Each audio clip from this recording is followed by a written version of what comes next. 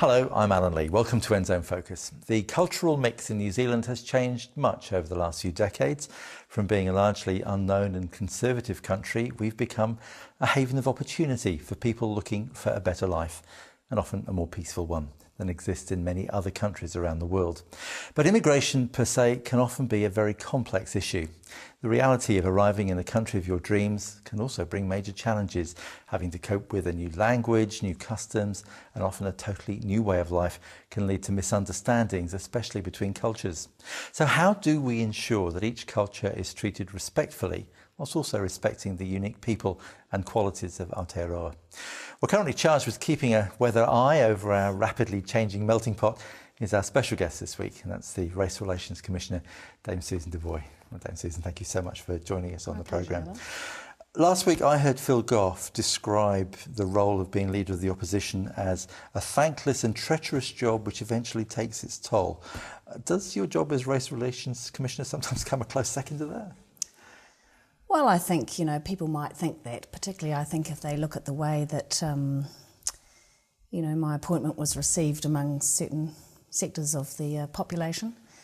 But I actually see it as a privilege, and whilst there's a lot of negativity around these issues, I also see my role as I'm mandated to promote respect and understanding for what human rights are, and secondly, to foster those harmonious relationships amongst the diverse groups. The trouble with that, it's extraordinarily broad, isn't it? It's as broad as the breadth of the diverse communities that we serve. So it's never going to be easy. Yeah. Why did you put your hand up for the role? Well, I think, part of me has this extraordinary sense of social responsibility. I was brought up in Aotearoa, and my parents instilled in me very strong values about my father taught me two things. Firstly, never forget where you came from, and secondly, never forget the people that have helped you along the way. I think what's hard for people is they see me only as someone who was, a fighter on the world stage. But I've been retired for longer than I competed and done an extraordinary amount of different things. And so therefore I think I have the skills to fight for the underdog, do the right thing at the right time. I didn't expect to know everything about the role when I came into it, but I understand that all New Zealanders deserve a fair go. There was, as you said, a fair bit of criticism when you were first appointed, and some people felt that you didn't have any qualifications in the role of race relations. Can you get qualifications in the role of race relations? I mean, how did you answer that? Well, I think it's really about having an understanding of what human rights are. I mean, whether that's to do with disability or equal employment, I mean, we're mandated to actually do the same thing. And diversity is broad now. It encompasses, sexual orientation, gender, disability, a whole thing. So, it's really about being able to put a human rights lens over everything that you do. One of the criticisms that was levelled at you was that you had criticised Waitangi Day. I think your words were it was marred by political shenanigans. I suspect many New Zealanders might agree with you, but I could see that could cause a problem for some groups in the community. Well, I think it does, but at some stage, that was before I had this role, and I said that I suppose what I was trying to say is that Waitangi Day is not something that we, as New Zealanders, that we all celebrate for whatever reasons. And wouldn't it be great if we got to a stage in New Zealand where we all recognise the Treaty of Waitangi and we actually celebrated Waitangi Day for what it really represents? Yeah. One of the interesting things about you, I mean, you mentioned you came from, was it Puriri Street in Rotorua? Your background is possibly not a standard one for someone who has a role like yours as Race Relations Commissioner. Do you think that background, where you were growing up in a very ordinary street with a mix of Māori and Pakeha kids around, do you think that's a help? Oh, I think most definitely. As you mentioned in your introduction, our demographic has changed extraordinarily, but Rotorua was and still is relatively still bicultural. But I grew up thinking, as I still do, that we're all the same. And the reality is that Māori culture was my culture. That's what I thought. I was a penny diver at Waka. I think because I was a persistent white kid that bugged the hell out of them, so they let me do it. My father was an accountant for many of the Māori corporations, so I spent many weekends on maraes. My mother was the postmistress at the local Waka post office, so that was part of who I am and how I grew up. But when I got the job, people probably didn't know that, did they? No, it's interesting though, isn't it? That it's almost like that you were being groomed for that position when you were growing up. It's funny, isn't it? Well, I mean, I never thought of it like that, but I think that people make assumptions and perceptions are everything, and they just see or saw me as firstly a white woman who was a sports person, and that was sort of alien to who they thought would be capable of doing this role. So do you see your role, are you a sort of a cultural policeman? What actually do you see as your role? Well, I think it's my role and responsibility to actually lead debate about the issues of human rights and diversity. And I know that in doing that I'm not going to please all people, and I know in doing that at times I'm going to be very unpopular. So I think I have to be very bold and courageous. But, I'm still... Well, I can't hide behind the fact that I'm still new because I've been in the role about 4 months now. I'm still finding the path that I'll walk and what would my message be. And that I think, I don't apologise for taking my time to come to those decisions, because I have to make sure that what I do is the right thing. I thought one of the interesting things that happened very early on, I mean, you'd only been in the role a matter of, I think, almost days. Certainly it was probably orchestrated. We had the Winston Peters tirade against the Chinese community. We had that cartoon about Pacific Island people. You were criticised for some people felt speaking out strongly enough. But reading back through, with the benefit of hindsight, it strikes me that it was almost like you criticised them, but you didn't actually have any sanction that you could take because it hadn't crossed a threshold. So is it like a racism threshold above which you can do something but below which you can't? Well, I think it's really that's a really good question. And one of the things I heard on a radio station recently, I was listening to Talkback.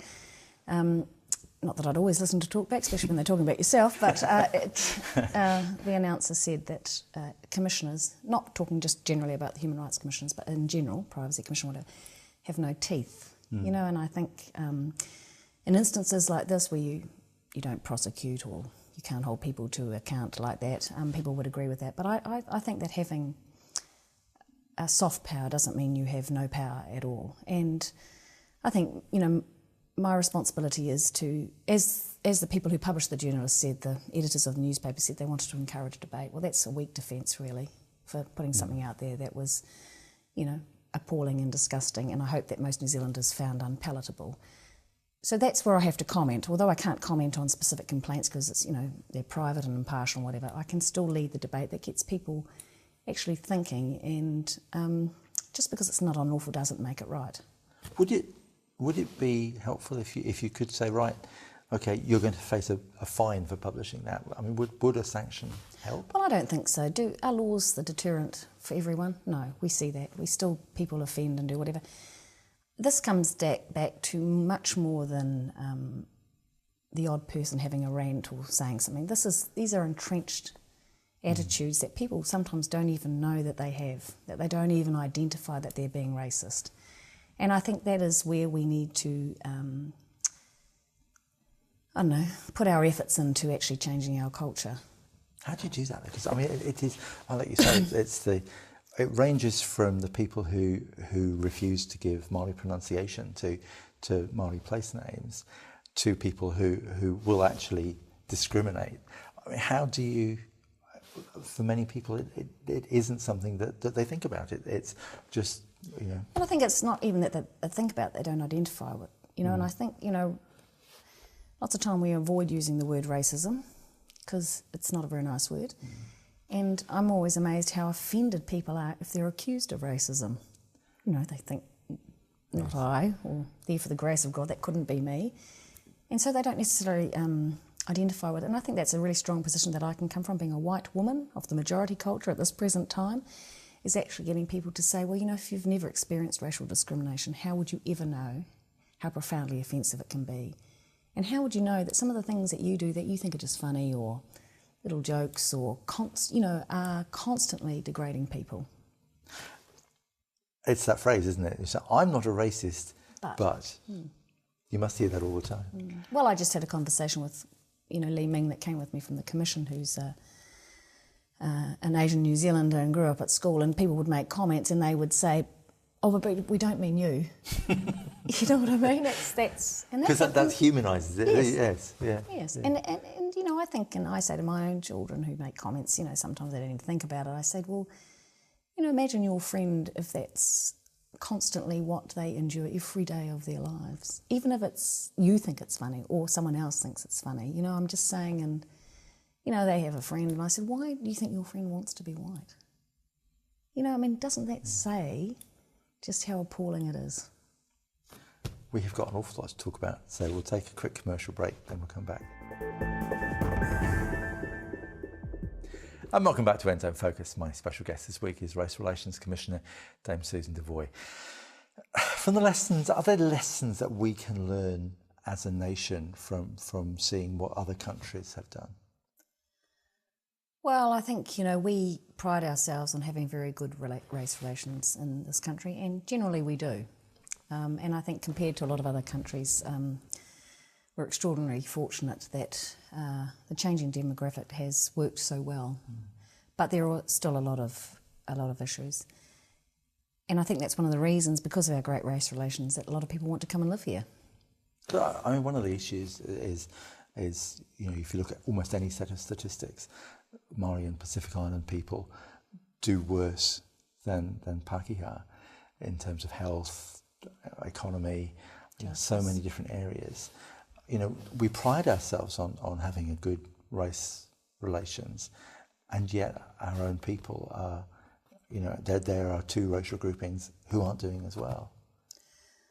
Well, I think those inequalities are, we are all aware of them. I'm not sure if anyone's got the answer to how we can effectively solve them. And I think, and I hope, but I'd say that some migrant and refugee groups may focus in the new census on some of those negative statistics. But I think that's the work around structural discrimination, is why these populations feature in all the negative statistics, whether they be, as you talked about, education, health, justice, or whatever. And I think people need to understand that that is the greatest risk probably to New Zealand that we currently face. Is if we don't raise the standards, if we don't raise the bar, if we don't improve those outcomes for Māori and Pacific Islands, then our future is in real trouble. And I think particularly if you look at Auckland, where the demographics are changing, and that the minority cultures will soon be the majority. And the workforce here will need to come from those young people who are currently, some of them, disengaged and fearing the worst. But let's not also forget that there are lots of Māori and Pacific Island people doing really, really well too. And we can't just focus, because there are a lot doing really, really well. And those are the people I think they're most concerned about, their other people. But it's a big focus. The Commission produced a report called A Fair Go for All, which is about structural discrimination. Reports are great things though, aren't they? They can sometimes sit on shelves.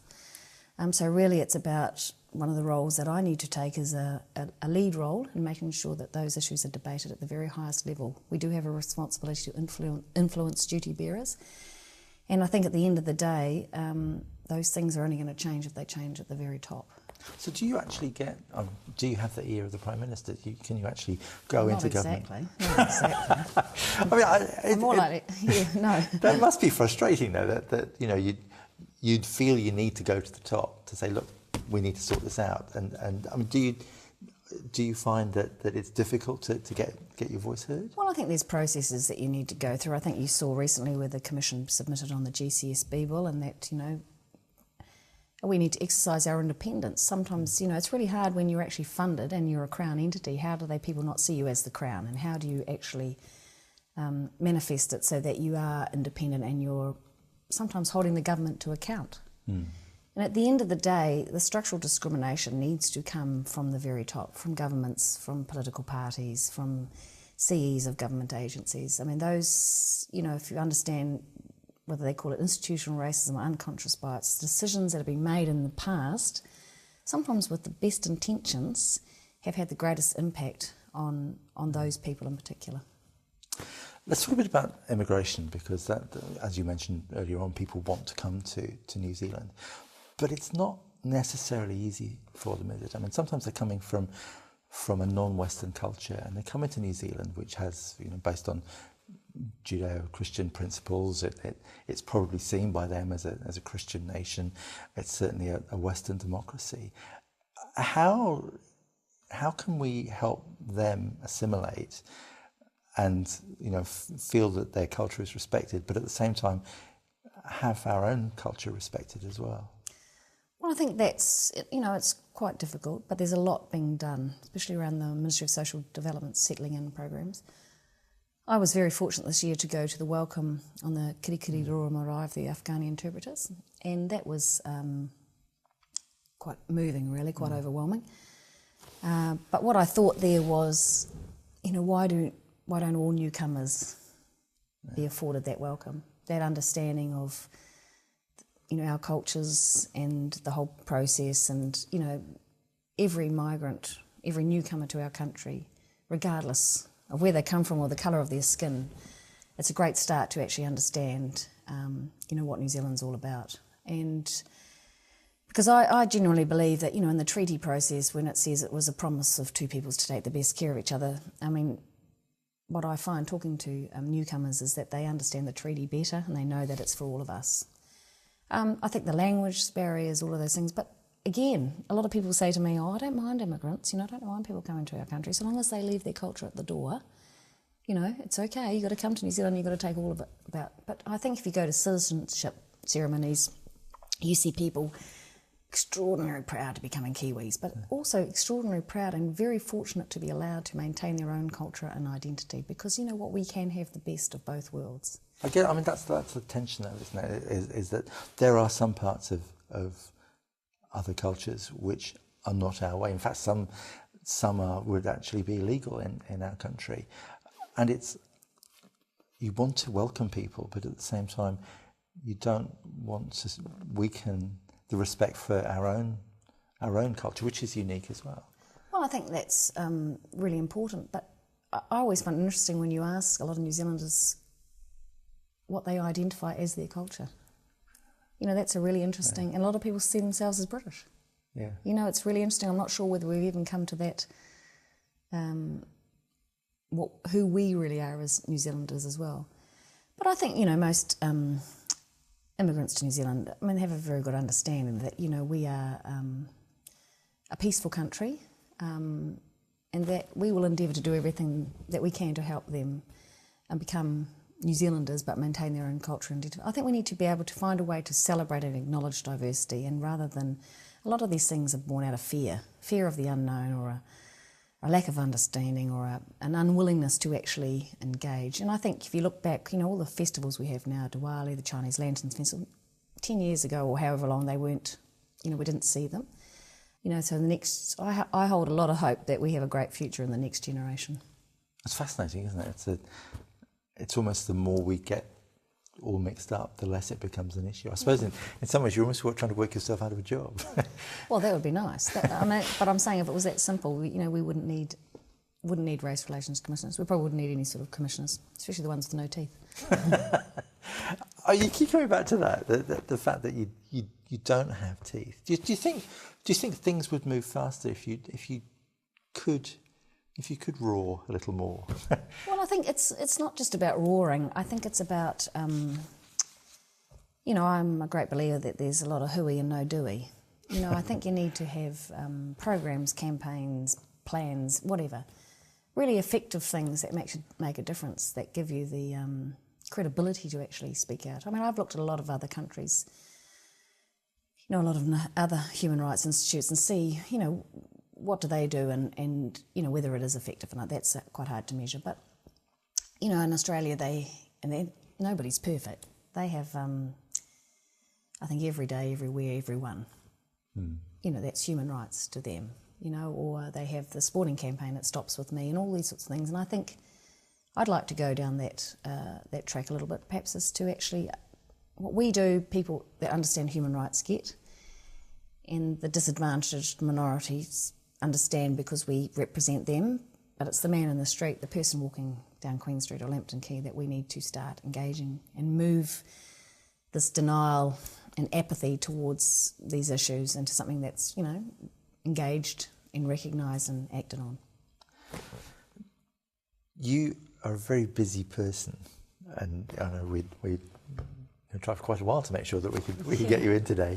But you have 4 boys, you have a family life. How on earth do you juggle such a demanding job as Race Relations Commissioner with as demanding a job in a different way of running a family? Oh, well, it hasn't been easy, I must say, but I thought about it and discussed it with my husband, and, you know, we decided. And look, I always remember my mother saying to me, Susan, your children are your life, but don't give up your life for your children. And, you know, my youngest is nearly 16, and I've had lots of opportunities presented themselves that I've turned down. And I just thought this was a time when I could make a difference. And, you know, I've done lots and lots and lots of things, and that was half the problem. I was a jack of all trades, a master of none. And now I have the opportunity to really focus on something that's really important. You know, really important for me personally and professionally, but really important for New Zealand. And I think they understand that. They've seen their mother as... They used to say, you know, I was going off to do something for charity, and they thought charity was a person, actually. But she got most of the things that her mother did. And look, they've got a father, and between us, you know, we do the best that we can, and yeah, it is busy, but it's a good busy. Yeah. This is initially a 5-year appointment. At the end of the 5 years, where do you think we need to go? I mean, what would you like to have seen happen when you look back on your 5 years as Commissioner? Well, I would like to have thought that there was real engagement with the general public, that they understood what the issues hopefully were, and that they've changed and that we've moved a lot. And I think I like what I'm trying to develop in the Commission is around social cohesion. You know, how do we celebrate that diversity and acknowledge those differences and make New Zealand a better place, and to replace the R word racism with the word resolution and respect would be an ultimate goal. Dame Susan Devoy, it's been great to talk to you. Thank you so much for your time. My pleasure. Thank you. That's all we've got time for today on Nzone Focus. Just before we go, a quick update on Robbie Ritchie, who you may remember we spoke to at the end of July, just before he and his wife Jackie flew out to Germany to prepare for Robbie's brain surgery. Well, we're very happy to report that the surgery has gone very well. Robbie is now out of hospital in Hanover. He's recuperating at a private home before heading back here to New Zealand. And we know that he and his family really appreciate you keeping them in your thoughts and in your prayers. That's us. We'll see you again at the same time next week. Till then, ka kite anō. God bless you.